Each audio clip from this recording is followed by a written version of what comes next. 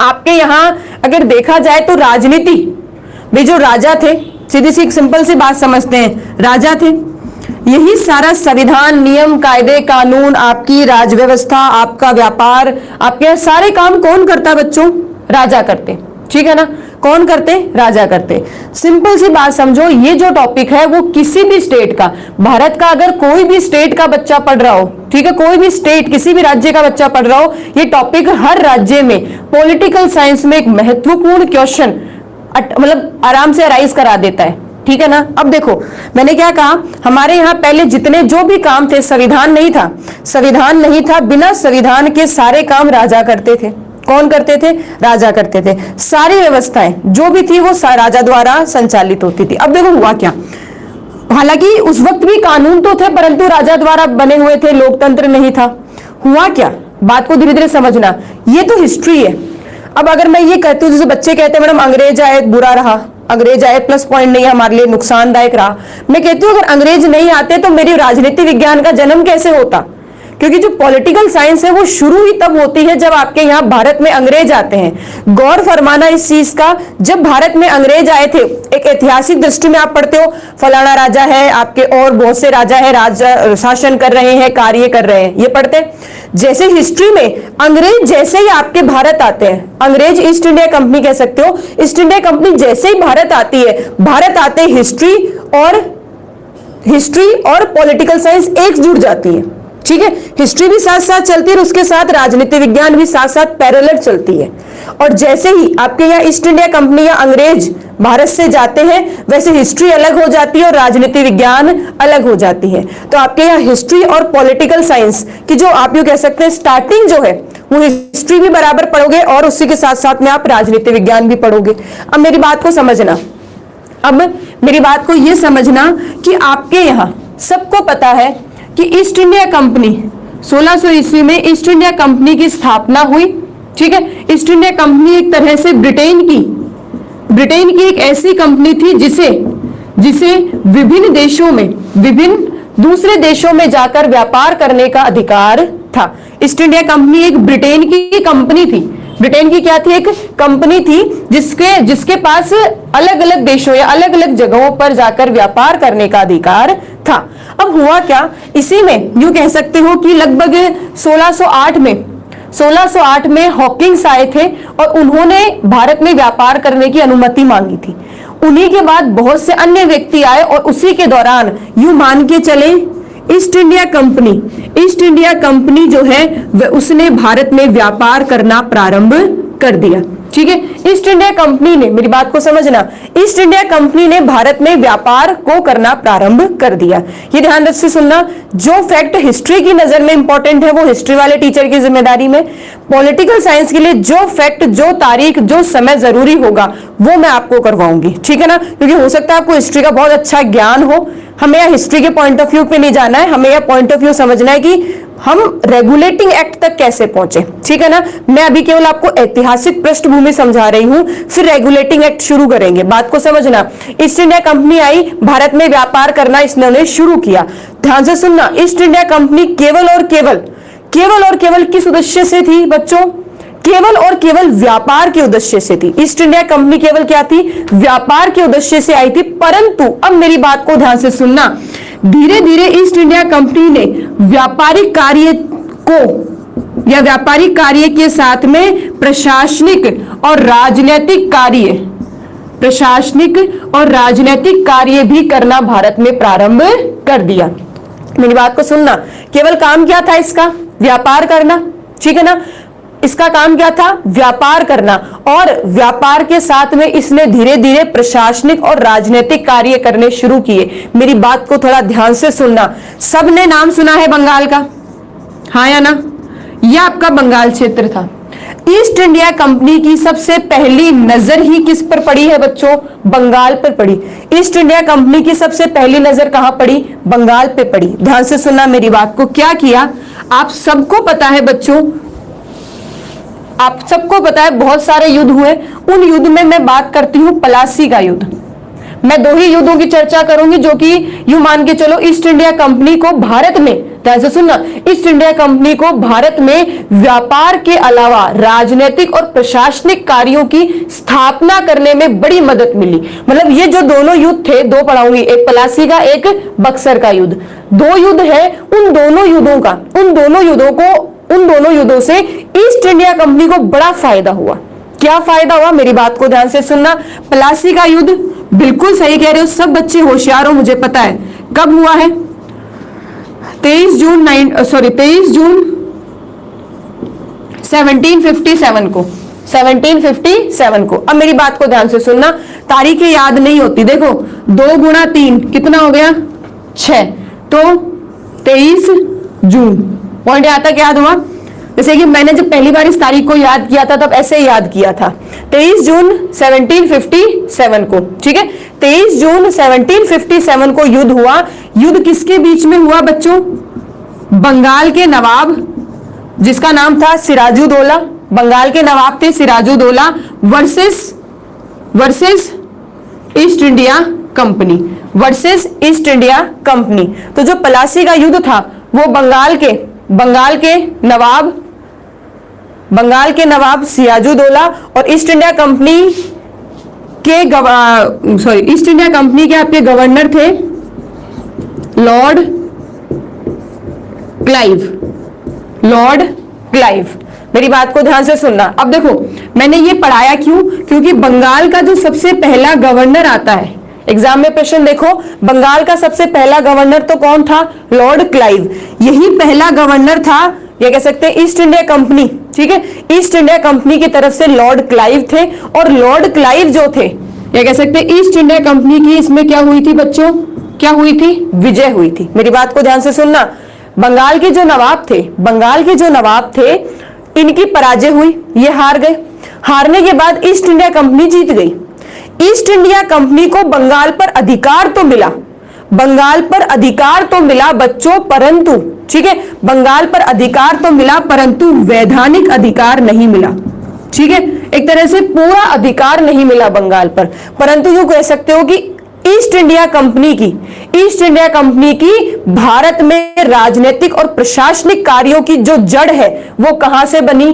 प्लासी के युद्ध से बनी। ठीक है, आपके यहां ईस्ट इंडिया कंपनी ने व्यापार को छोड़कर दूसरे कार्य, मतलब प्रशासनिक और राजनीतिक कार्य शुरू कर दिए। कहां से?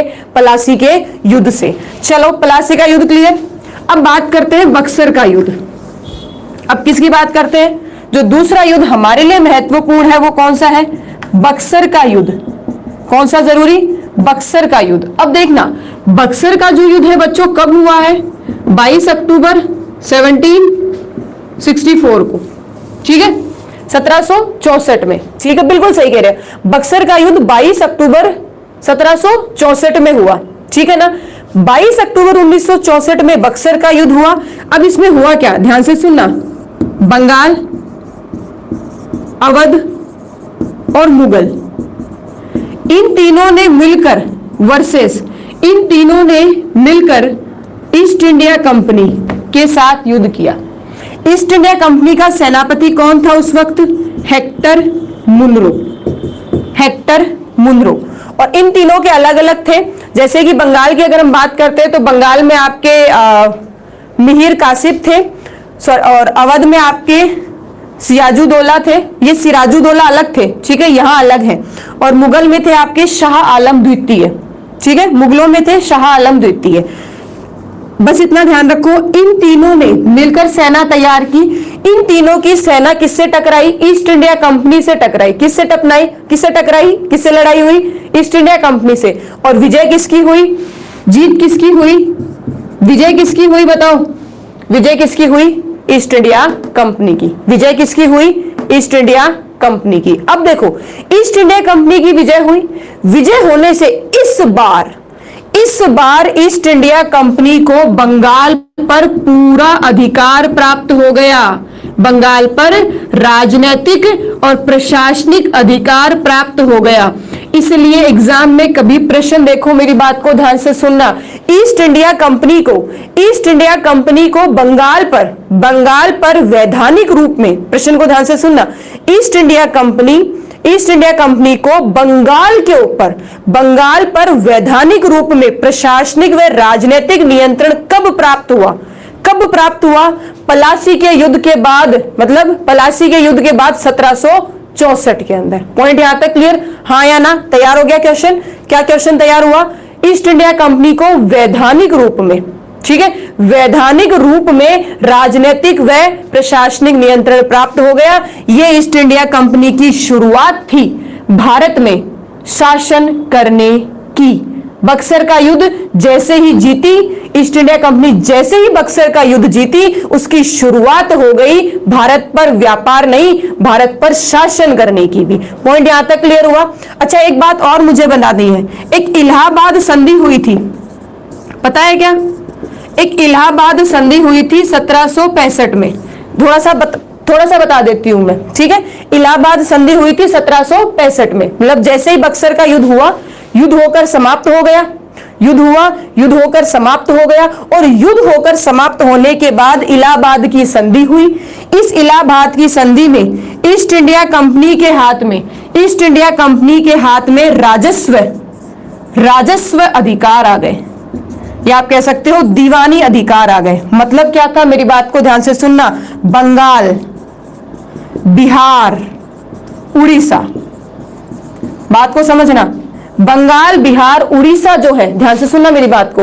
इलाहाबाद संधि में बंगाल, बिहार, उड़ीसा, ये जो क्षेत्र थे, इन क्षेत्रों के जो पैसे से संबंधित मुद्दे थे, या जो पैसे इकट्ठा करने का काम था, राजस्व इकट्ठा करने का काम था, वो किसको मिल गया? ईस्ट इंडिया कंपनी को। मजे हो गए ना? ठीक है, मजे क्या मतलब? पॉइंट समझे? हाँ या ना?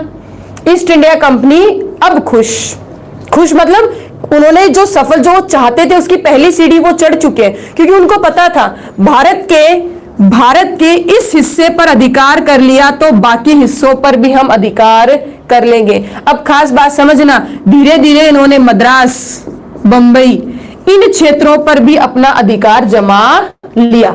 ठीक है, बंगाल से शुरुआत की, बंगाल, मद्रास और बंबई जो है, इन क्षेत्रों पर अपना अधिकार जमा लिया। पॉइंट यहां तक क्लियर?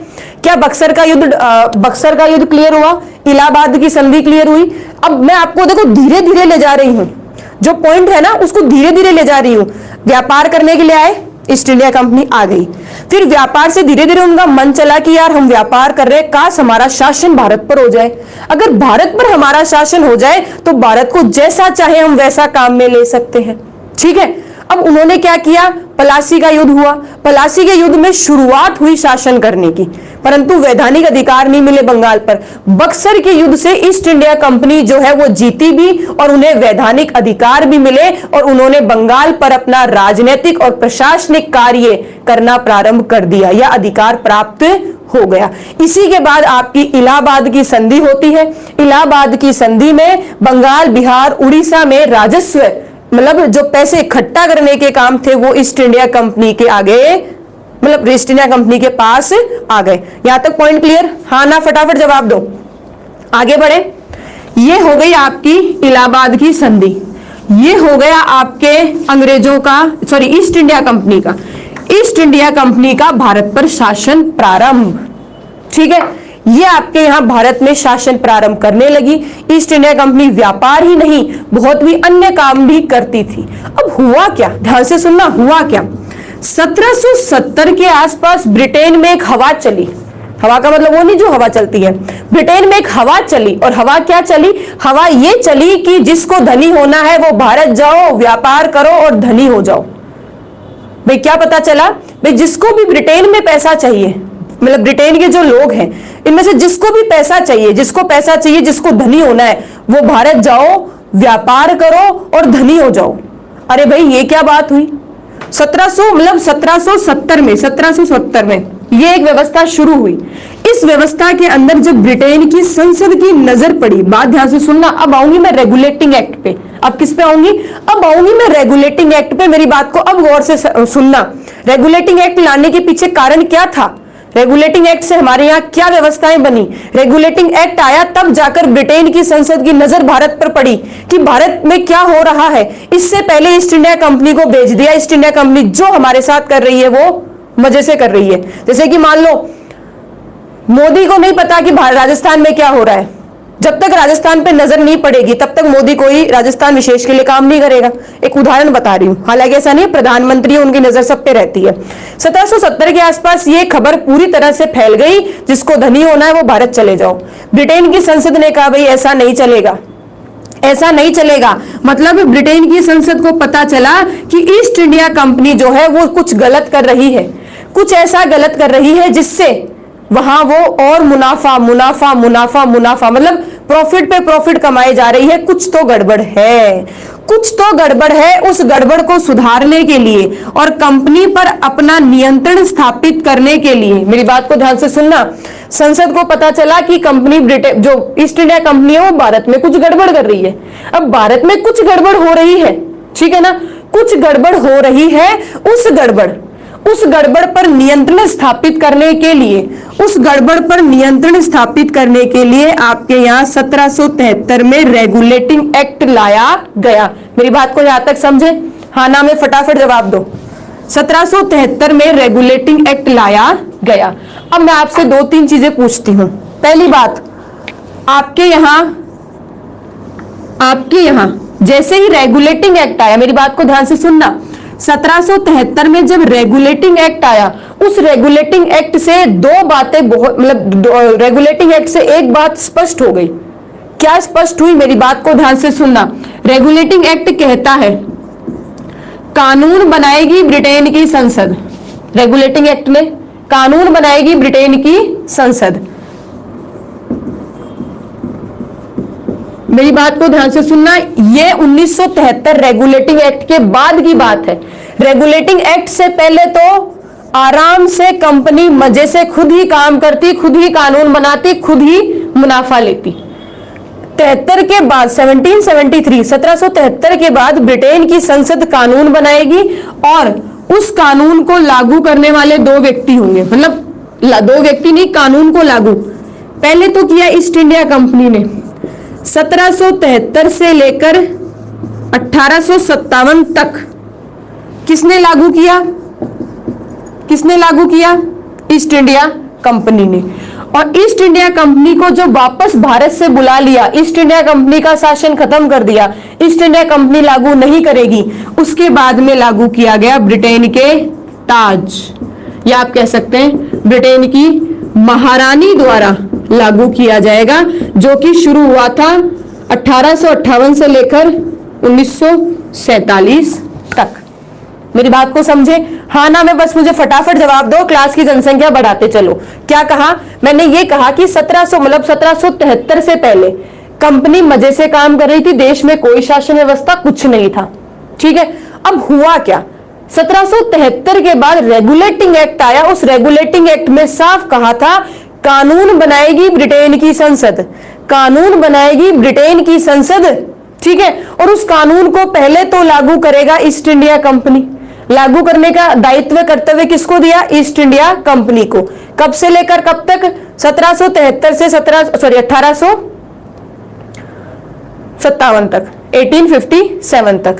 अब बात करते हैं, जब आपकी ईस्ट इंडिया कंपनी जो थी उसे वापस बुला लिया था, ठीक है ना। 1857 की क्रांति बहुत बड़ी क्रांति थी। उस क्रांति के बाद में यह पता चला कि ईस्ट इंडिया कंपनी से अब काम नहीं संभाला जाएगा, तो बोले क्या किया जाए? तो फिर क्या हुआ? ब्रिटेन के ताज और ब्रिटेन की महारानी द्वारा प्रत्यक्ष रूप में भारत के कानून को लागू करने के आदेश जारी होते थे। कब से कब तक? 1858 से लेकर 1947 तक। ये बात मैंने फिर रिपीट कर दी। ये डाउट क्लियर? ये पॉइंट सबको अच्छे से क्लियर हो गया ना? अब मैं बात करूंगी रेगुलेटिंग एक्ट की, ठीक है। रेगुलेटिंग एक्ट की कोशिश करूंगी बोर्ड पर उसको सही लिख पाऊं ताकि आप स्क्रीनशॉट ले पाए, ठीक है ना। अब देखो,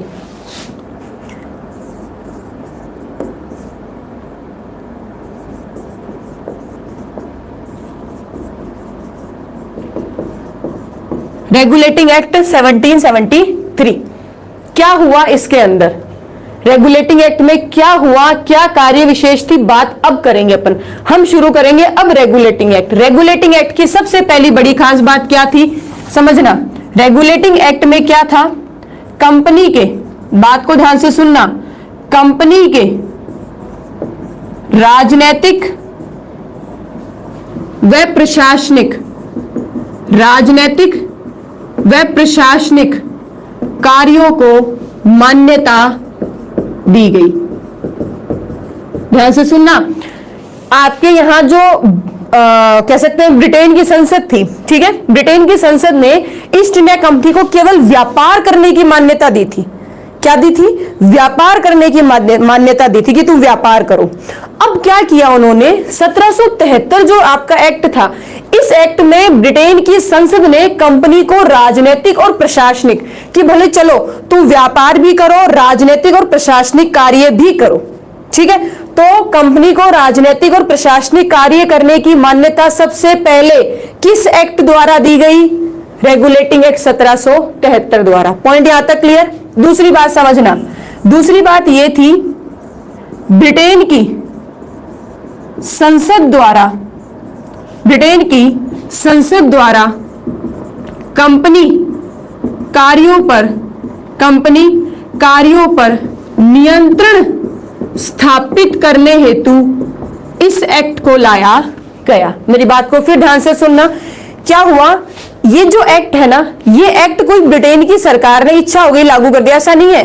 मैंने आपको भी बताया ना, कंपनी अपनी मनमर्जी से काम कर रही थी। कंपनी क्या कर रही थी? अपनी मनमर्जी से काम कर रही थी। तो उसके मनमर्जी के काम को रोकने के लिए, उसके मनमर्जी के काम की निगरानी रखने के लिए, उसके मनमर्जी काम को नियंत्रित करने के लिए रेगुलेटिंग एक्ट लाया गया। पॉइंट यहां तक क्लियर हुआ? हाँ ना में मुझे फटाफट जवाब देते चलो, क्योंकि अगर सो गए ना, क्योंकि चैप्टर बोरिंग है, लिंक से लिंक जुड़ेगा। 1773 पढ़ोगे ना, उसके बाद आगे वाले धीरे धीरे समझ में आएंगे। ये गायब दिमाग से तो सारा गायब। चलो आगे देखो, ब्रिटेन की संसद द्वारा कंपनी के कार्यों पर नियंत्रण स्थापित करने के लिए इस अधिनियम को लाया गया। पॉइंट यहां तक क्लियर हुआ?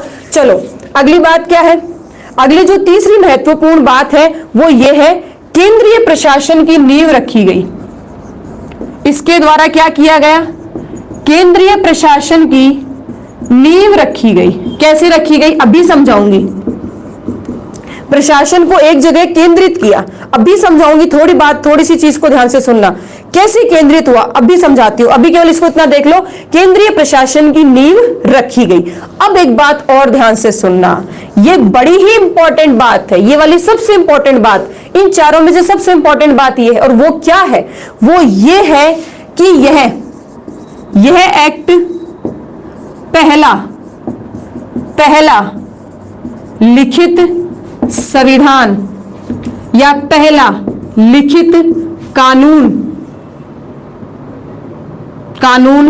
है जो भारत में आया।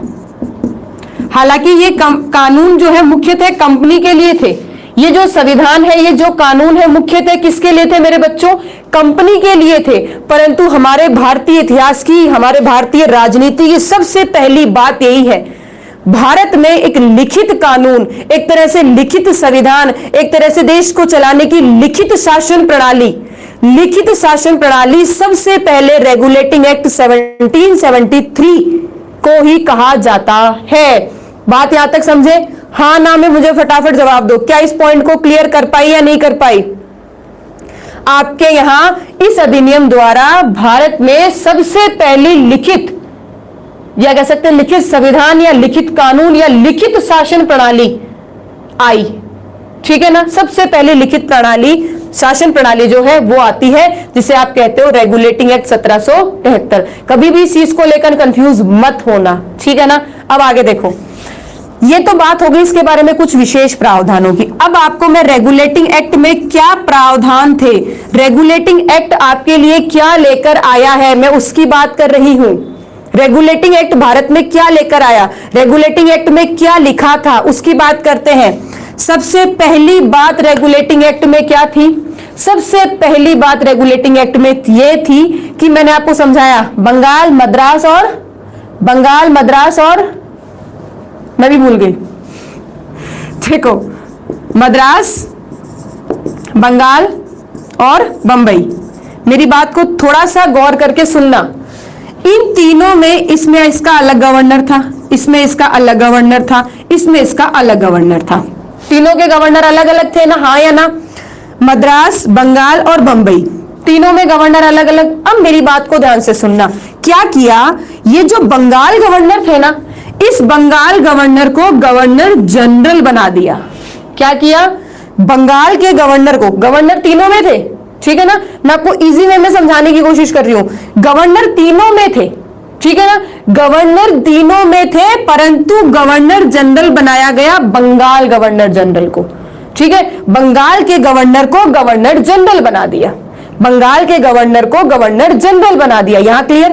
और ये जो थे, ये दोनों इसके क्या हो गए बच्चों, ये दोनों इसके क्या हो गए, अधीन हो गए। पॉइंट यहां तक समझे क्या हो रहा है, जो तीनों पद बराबर थे उसमें से इस पद को तो ऊंचा कर दिया और बाकी जो दोनों गवर्नर थे वो उसके अधीन हो गए। पॉइंट यहां तक समझ में आया। तो अब देखो इसके प्रावधान को समझने में क्या करना है, इतना पता होना चाहिए, बंगाल गवर्नर को गवर्नर जनरल बना दिया गया।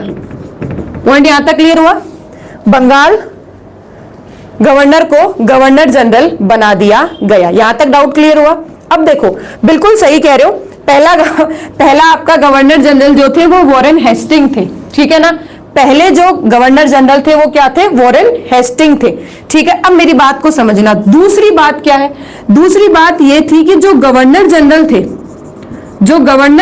थे, इन गवर्नर जनरल के साथ में 4 कार्यकारी परिषद होगी, 4 क्या होंगे, कार्यकारी परिषद के सदस्य होंगे। मेरी बात को ध्यान से सुनना, क्योंकि आगे चलकर ये कम भी होंगे, आगे चलकर ज्यादा भी होंगे। तो आपके यहाँ क्या हुआ, बंगाल का गवर्नर जनरल बना दिया और उसकी मदद करने के लिए उसके एक परिषद बनाई, गवर्नर जनरल की परिषद बनाई, जिसमें सदस्य कितने थे, 4 थे। बच्चों मैं लास्ट में लिखवा दूंगी तुम्हें, पहला कौन सा गवर्नर था, दूसरा गवर्नर जनरल, पहला गवर्नर जनरल कौन सा था, फिर भारत का गवर्नर जनरल कौन सा था, ठीक है ना, क्योंकि आगे बहुत सारे आएंगे। पहला बंगाल गवर्नर जनरल, फिर पढ़ोगे, फिर आपका पहला गवर्नर, फिर बंगाल का गवर्नर जनरल, फिर भारत का गवर्नर जनरल। तो ये मैं सब लास्ट में लिखवा दूंगी, मस्त रहो तुम, टेंशन मेरी है तुम्हारी नहीं है। गवर्नर जनरल के लिए क्या किया, 4 कार्यकारी परिषद के सदस्य अलॉट हो गए। अब देखो होता क्या, मेरी बात को ध्यान से सुनना, होता क्या, कितने आदमी हो गए, ये टोटल आदमी कितने, 1 गवर्नर और 4 परिषद, कितने हो गए, 5, कितने हो गए, 5। इन 5 में हमेशा ध्यान रखना बहुमत, इन 5 में क्या होता, जो भी निर्णय होता किससे होता, बहुमत से होता। निर्णय किससे होता बच्चों, बहुमत से होता, निर्णय बहुमत से होता, प्लस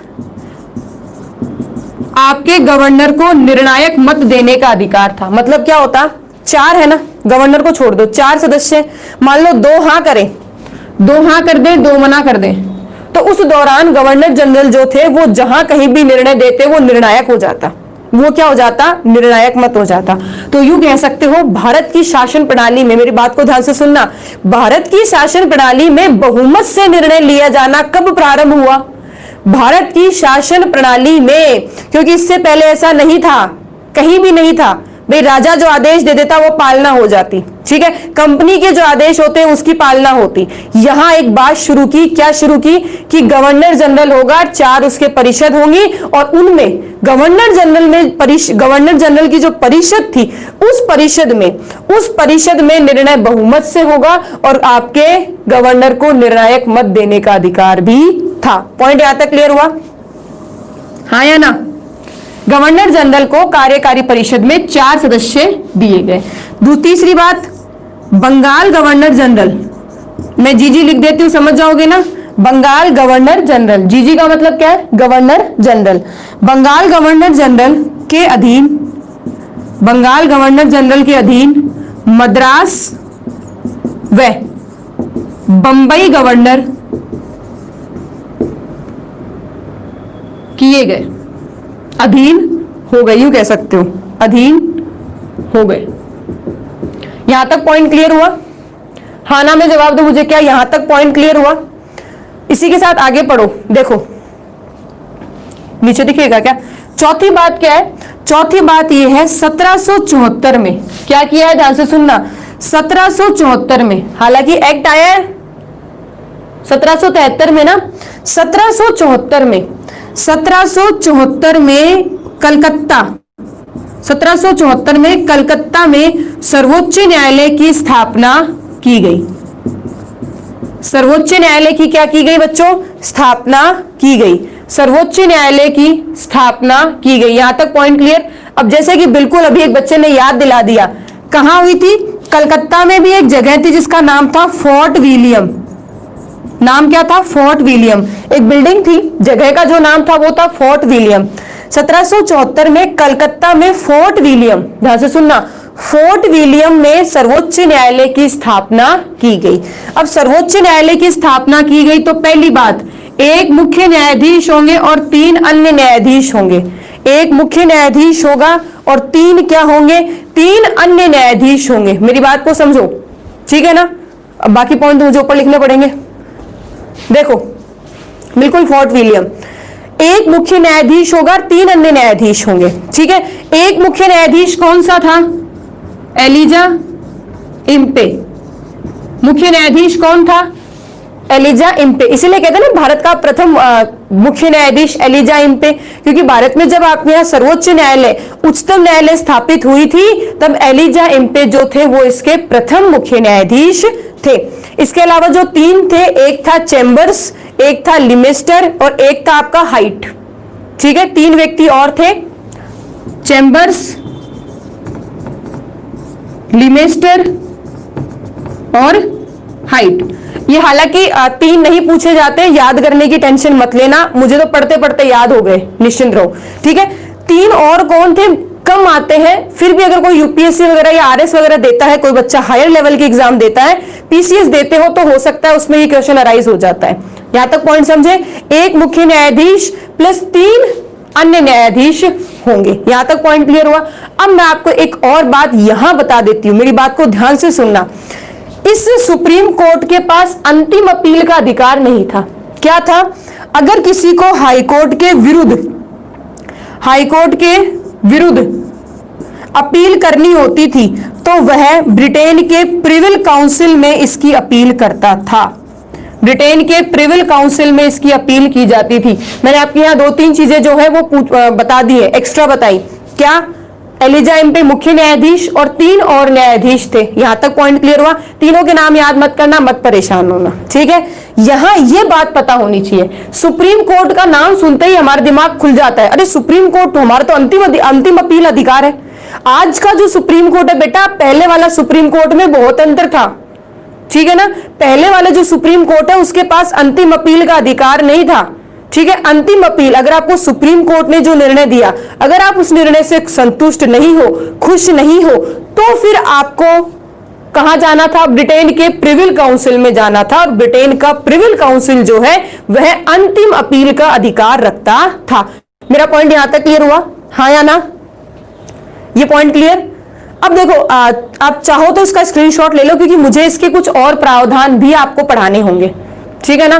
कुछ और प्रावधान भी और पढ़ाने, तो आप चाहे तो इसका स्क्रीनशॉट ले सकते हैं, लिख सकते हैं इसको नोटबुक में, क्योंकि ये 4 ही नहीं है, और भी बहुत सी बातें हैं। यहां तक क्लियर हुआ? ठीक है। देखो अब आगे बात को समझना। अब आपको यह पता होना चाहिए कंपनी, कुछ और नियम क्या थे?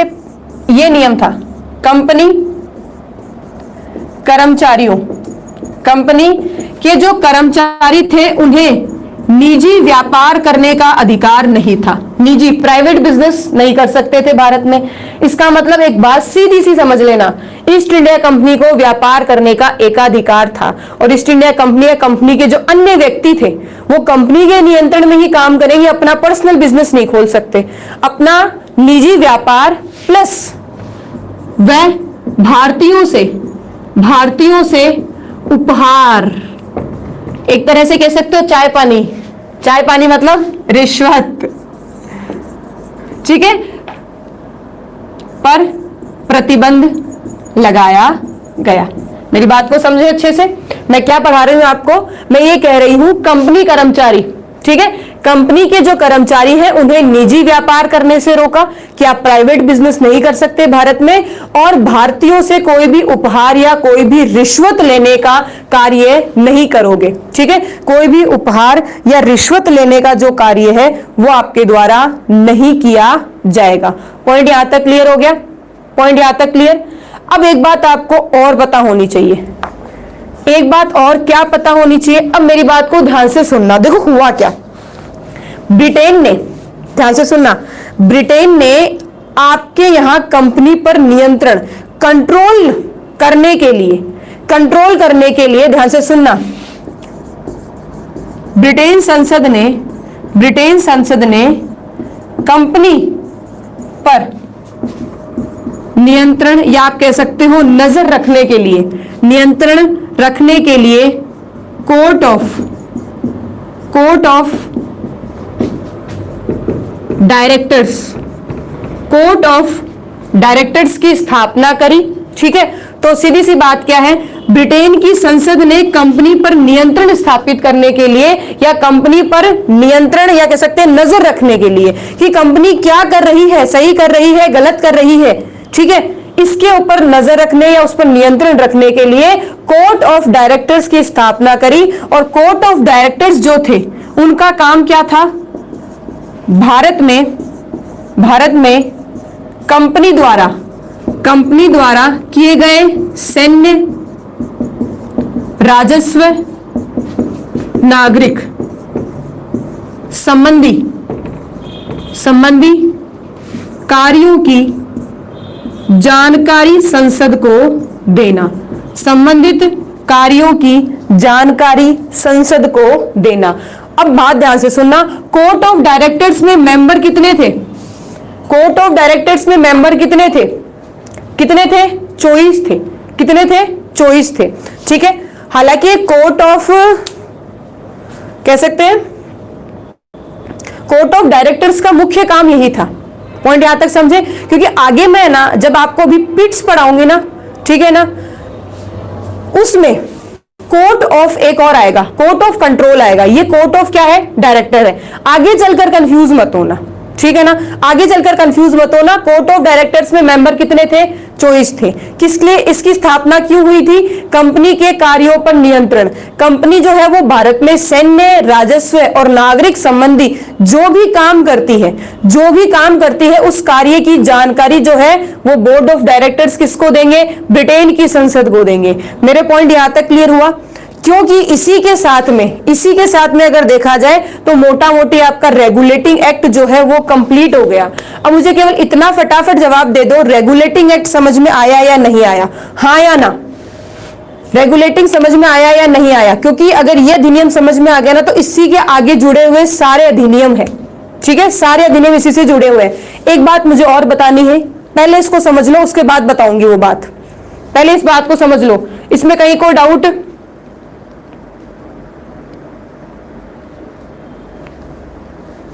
हाँ ना? चलो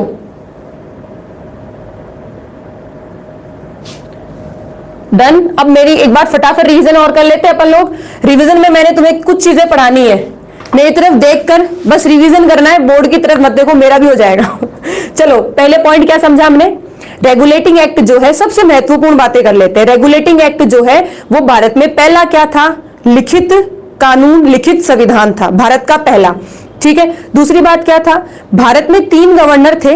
हमने क्या किया? रेगुलेटिंग एक्ट में क्या किया? बंगाल गवर्नर को गवर्नर जनरल बना दिया और बाकी जितने भी गवर्नर थे उन सबको उनके नियंत्रण में कर दिया और गवर्नर के पास 4 आदमी छोड़ दिए कि भाई आपकी मदद करेंगे काम करने में। तो गवर्नर के पास 4 कार्यकारी सदस्यों की परिषद थी, ठीक है। तो गवर्नर की बात हो गई। पहली बात लिखित, आपके पास पहला लिखित संविधान, पहला लिखित संविधान एक तरह से कानून जो भारत में आया था। दूसरा हमने क्या देखा? गवर्नर से संबंधित, गवर्नर जनरल बन गया, उसके नियंत्रण में हो गए बाकी गवर्नर और उसके पास 4 कार्यकारी परिषद हो गई।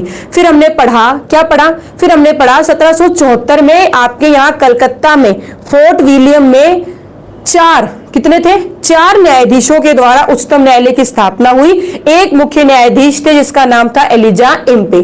फिर हमने अगली बात पढ़ी, कंपनी में कंपनी के जो कर्मचारी थे उन्हें निजी व्यापार करने और रिश्वत लेने से मना कर दिया। ठीक है, अगली बात हमने लास्ट क्या पढ़ी कि आपके यहां ब्रिटेन की संसद इतनी होशियार थी कि उन्होंने एक संस्था बना ली, एक संस्था बनाई जिसका नाम क्या था, बोर्ड ऑफ डायरेक्टर्स।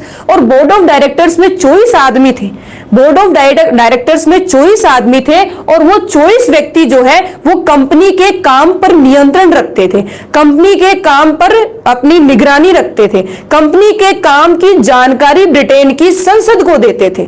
तो सिंपल सी बात, ब्रिटेन के द्वारा किए गए कार्यों की सूचना संसद को कौन देगा, ब्रिटेन की संसद को कौन देता, बोर्ड ऑफ डायरेक्टर्स। मेरी बात को यहां तक समझे, हाँ या ना, हाँ या ना में फटाफट जवाब दो। क्या कंपनी के नियंत्रण, कंपनी पर नियंत्रण रखने या नजर रखने के लिए ब्रिटेन की संसद ने क्या बनाया, कोर्ट ऑफ डायरेक्टर, जिसमें मेंबर कितने, 24 थे। बात यहां तक समझ में आई। इसका चाहो तो स्क्रीनशॉट ले लो, क्योंकि ये जो सारे हैं लगभग 6 प्रावधान आपको ध्यान रखने हैं। अब मुझे एक बात और आपको पढ़ानी है। क्या बतानी है, एग्जाम में जैसे प्रश्न आ जाए, प्रश्न क्या आएगा, प्रश्न ये आएगा कि रेगुलेटिंग एक्ट, नोट लगाकर लिखेंगे लास्ट में हम, क्या लिखना है, रेगुलेटिंग एक्ट। रेगुलेटिंग एक्ट में जो गलतियां थी उन्हें सुधारने के लिए, रेगुलेटिंग एक्ट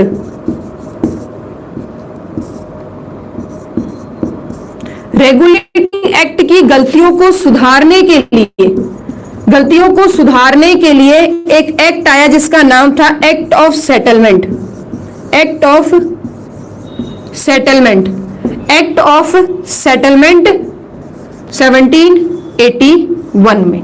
बस इतना ध्यान रखना, बाकी आगे का जो है वो अपने काम का नहीं है मुद्दा, बस इतना पता होना चाहिए सभी बच्चों को।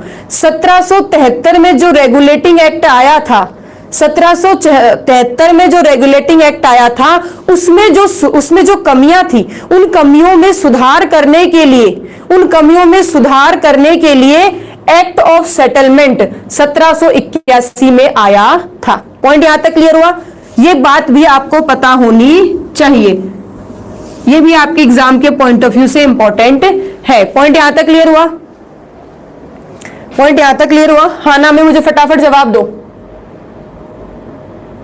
ठीक है, ये पॉइंट ध्यान रखना, एक्ट ऑफ सेटलमेंट 1781 जो था वो किस लिए आया था, 1773 में जो गलतियां हुई थी उन गलतियों को सुधारने के लिए आया था। पॉइंट यहां तक क्लियर, चलो आगे चले फिर, क्योंकि ये एक्ट अगर आपने पढ़ लिया तो इसके आगे आप पढ़ेंगे पिट्स इंडिया एक्ट।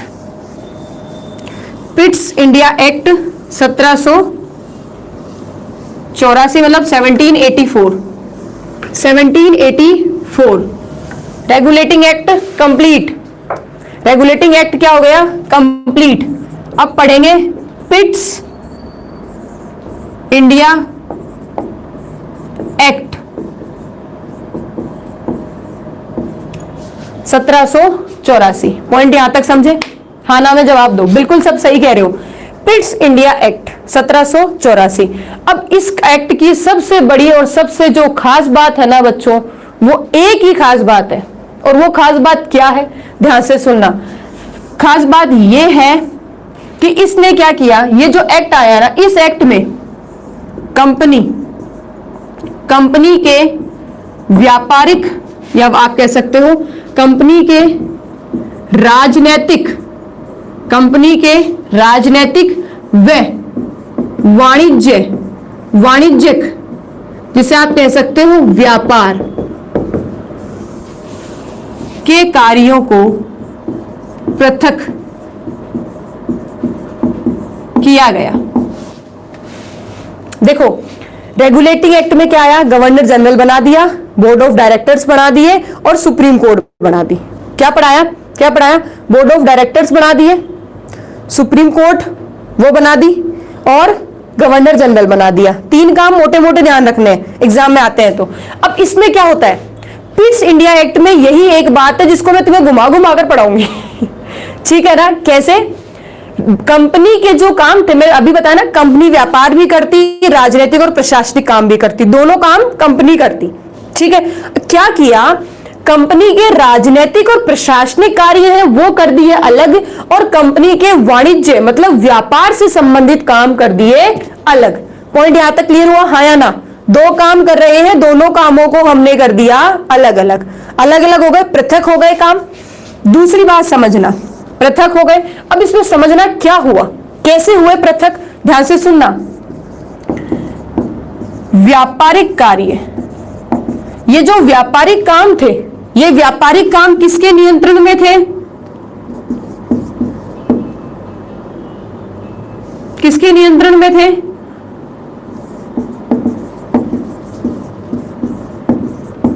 आप भी कह सकते हो संचालन मंडल, जिसे कह सकते हो बोर्ड ऑफ डायरेक्टर्स। किसके नियंत्रण में थे?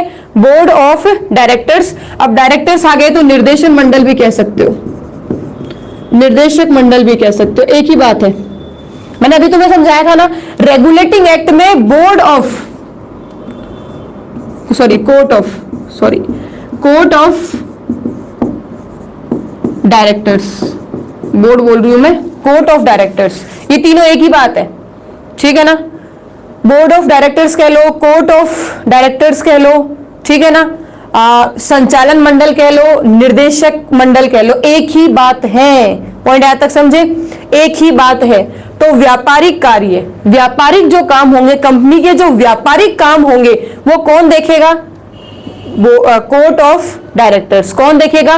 Court of directors. पहली बात इसी में समझना, इसी में जो दूसरा काम है वो क्या है? राजनैतिक व प्रशासनिक कार्य, राजनैतिक व प्रशासनिक कार्य। अब बात को ध्यान से सुनना, राजनैतिक और प्रशासनिक कार्य करने के लिए एक अलग से संस्था बनाई, एक अलग से संस्था बनाई जिसका नाम क्या था? Court of control. इंग्लिश में लिख दूं? कोर्ट ऑफ कंट्रोल, जिसको आप कह सकते हैं नियंत्रण मंडल, नियंत्रक मंडल। पॉइंट यहां तक समझे? हाँ ना में फटाफट जवाब दो। बिल्कुल, बोर्ड ऑफ कंट्रोल, ठीक है। आपका बोर्ड ऑफ कंट्रोल या कह सकते हैं नियंत्रक मंडल की स्थापना हुई। पॉइंट यहां तक क्लियर हुआ? हाँ या ना में फटाफट जवाब दो। ये देखो, ये पहले से था, ये था पहले से 1773 रेगुलेटिंग एक्ट में बढ़ा दिया था इसको। तो अब आपके यहाँ जो पिट्स इंडिया एक्ट आया 1784 में, उसमें क्या किया? Court of control, court of control नियंत्रक मंडल की स्थापना हो गई, ठीक है ना, ठीक है, नियंत्रक मंडल की स्थापना हो गई। अब बच्चों कंफ्यूज नहीं होना, बोर्ड ऑफ कंट्रोल या कह सकते हो या सॉरी बोर्ड ऑफ कंट्रोल कह लो, कोड ऑफ कंट्रोल कह लो। कुछ किताबों में बोर्ड ऑफ कंट्रोल मिल जाता है, कुछ विशेष में कोर्ट ऑफ कंट्रोल मिल जाता है। हिंदी में भी आपको इसी तरह लिखा मिलेगा कोड ऑफ कंट्रोल। कंफ्यूज मत हो, हमें मुद्दा ये समझना है, ये तो था डायरेक्टर्स के हाथ में और ये किसके हाथ में था? कंट्रोल के हाथ में। कंफ्यूज मत हो, जो उन चीजों में कंफ्यूज हो जो चीजें एग्जाम में प्रश्न तैयार करती हैं, ये कभी नहीं आएगा कि कोर्ट था या बोर्ड था, ठीक है ना। चलो आगे देखो, बात करेंगे। ये दो काम हो गए, दोनों काम अलग अलग। अब मेरी बात को ध्यान से सुनना। तीसरी बात, पिट्स इंडिया एक्ट ने भारत में द्वैत शासन को प्रारंभ किया। क्या किया? द्वैत शासन को प्रारंभ किया, मतलब व्यापार करने का काम अलग होगा, राजनीतिक कार्य अलग होंगे। द्वैत शासन में समझ गए, व्यापारिक कार्य अलग है और राजनीतिक कार्य अलग है। मेरी बात को समझ गए? व्यापारिक कार्य अलग है और राजनीतिक कार्य क्या होंगे? अलग होंगे। बात यहां तक समझ में आई? हाँ या ना? द्वैत शासन को प्रारंभ किया, ठीक है। इसी में एक चीज और ध्यान से सुनना, आपका नियंत्रक मंडल जो है, नियंत्रक मंडल वही कोर्ट ऑफ कंट्रोल, नियंत्रक मंडल, नियंत्रक मंडल भारत में कंपनी के सैन्य, राजस्व व नागरिक, बात को ध्यान से सुनना, सैन्य, राजस्व, नागरिक संबंधित मामलों पर नियंत्रण रखता है। मेरी बात को समझे? मैंने सिंपल सी बात को समझाया है, ज्यादा इसमें ज्यादा टेंशन मत लो। यहां भी अगर ये चीज भी ध्यान रख लेते हो ना तो बहुत अच्छी बात है, ठीक है ना। तो नियंत्रक मंडल में क्या था? भारत के कंपनी, भारत जो है वो कंपनी में, मतलब सॉरी, भारत में जो कंपनी है, भारत में जो कंपनी है, कंपनी जो है वो सैन्य प्रशासन कैसे करती है, राजस्व प्रशासन कैसे करती है, और नागरिकों संबंधी क्या व्यवस्थाएं स्थापित करती है, उसके संबंधित जितने भी मामले होंगे उन पर नियंत्रण, ठीक है, उन पर नियंत्रण कौन रखेगी, नियंत्रक मंडल रखेगी। पॉइंट यहां तक क्लियर। एक पांचवी बात तुम्हें और बतानी है, मैंने तुम्हें रेगुलेटिंग एक्ट में पढ़ाया था ना कि परिषद में कितने सदस्य होंगे, 4।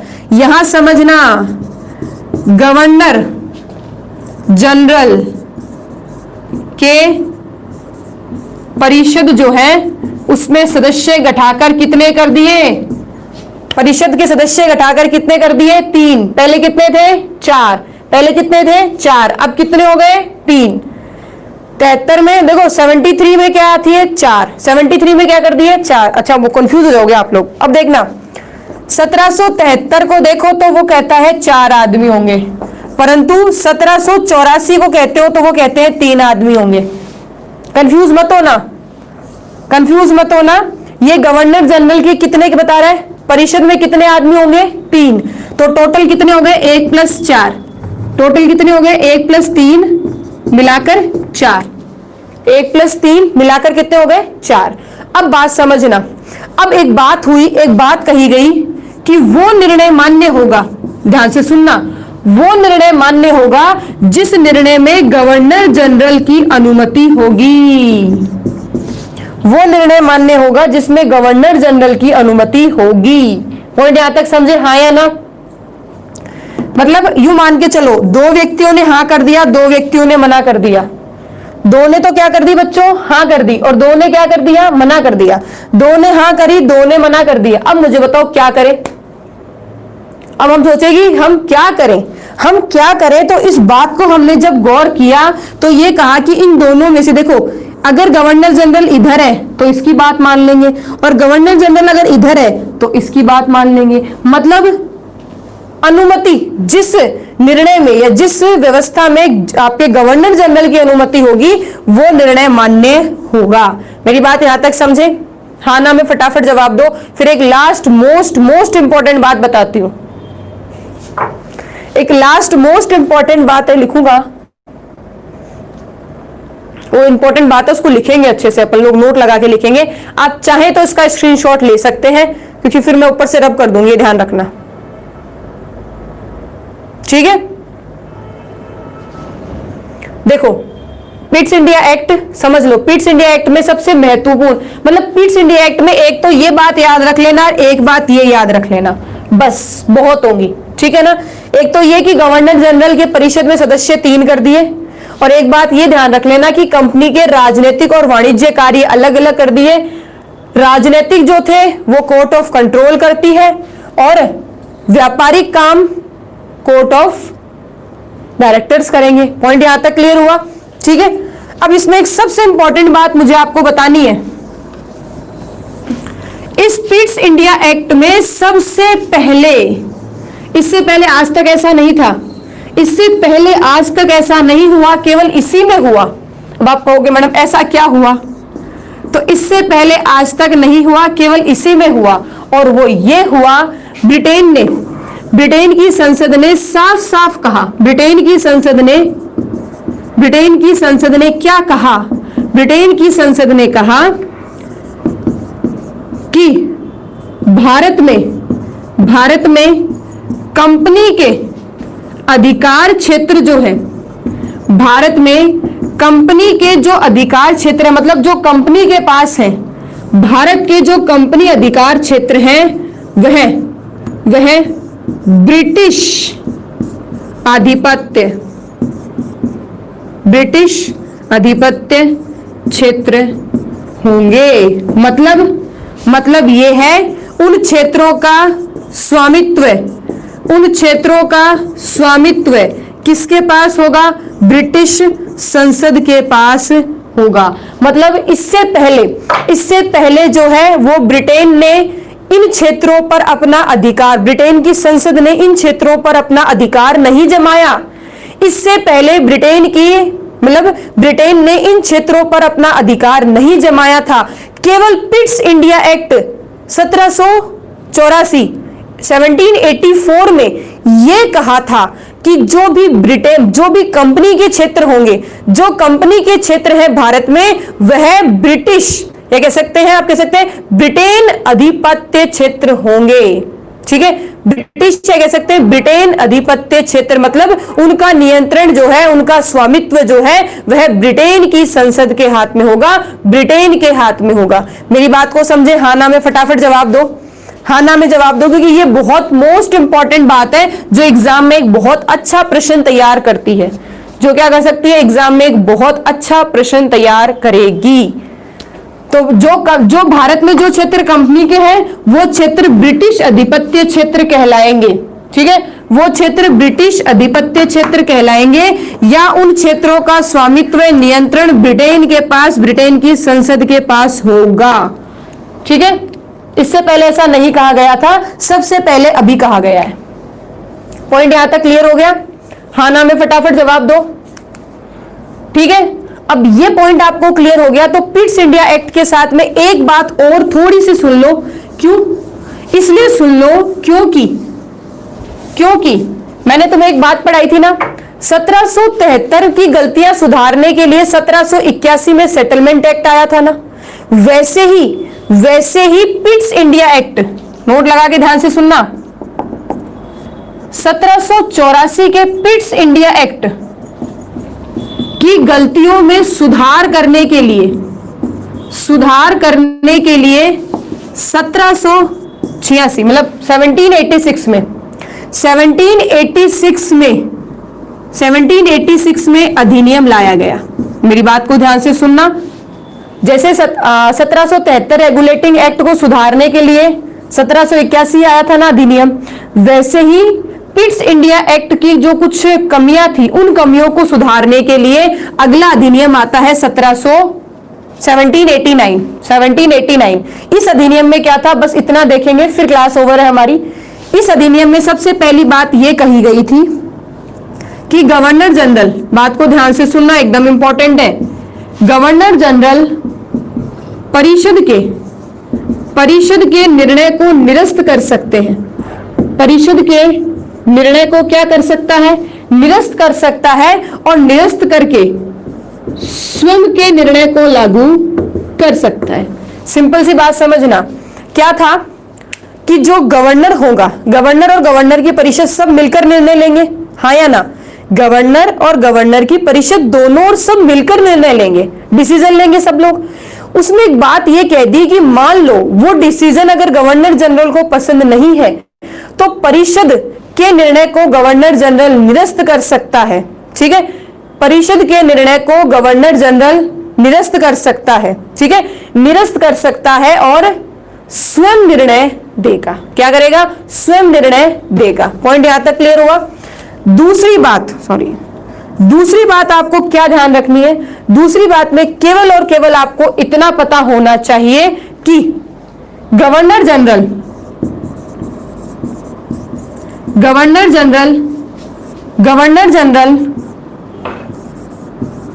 के पास प्रधान सेनापति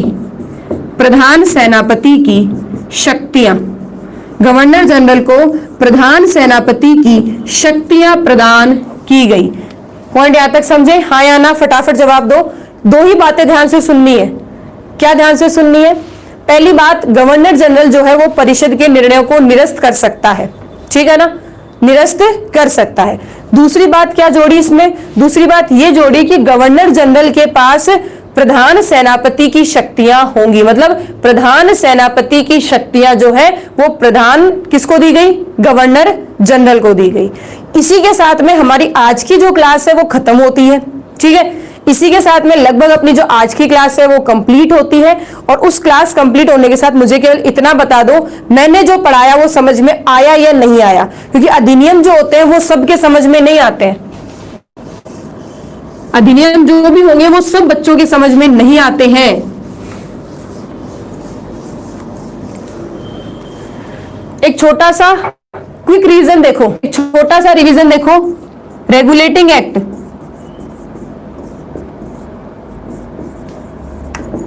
(1773) पहली बात इसमें क्या पता होनी चाहिए आपको जो इंपॉर्टेंट है, भारत में पहला लिखित संविधान, पहला लिखित संविधान या पहला लिखित कानून आया। ठीक है, दूसरी बात इसमें आपको यह पता होनी चाहिए, बंगाल गवर्नर को क्या बना दिया, गवर्नर जनरल बना दिया। ठीक है, तीसरी बात यह पता होनी चाहिए 1774 में सर्वोच्च न्यायालय की स्थापना करी इसने कलकत्ता में। ठीक है, और चौथी बात पता होनी चाहिए कि कंपनी पर नियंत्रण रखने के लिए कोर्ट ऑफ डायरेक्टर्स की स्थापना करी। ये एक क्विक रिवीजन है। अगर मैं रेगुलेटिंग एक्ट में कहूं कि आपको फटाफट रिवीजन करके जाना एग्जाम में कि क्या पढ़ा, तो क्विक आप सीधी सी सिंपल सी बात समझो, सबसे पहला लिखित संविधान, लिखित कानून जो भारत में आया था वो यही था। ठीक है, दूसरा बंगाल गवर्नर जनरल, ठीक है ना, बंगाल गवर्नर जनरल बनाया गया। तीसरा 1774 में सुप्रीम कोर्ट की स्थापना हुई कलकत्ता के अंदर, यहां तक क्लियर। फिर क्या है, कंपनी के नियंत्रण के लिए कोड ऑफ डायरेक्टर्स बनाया।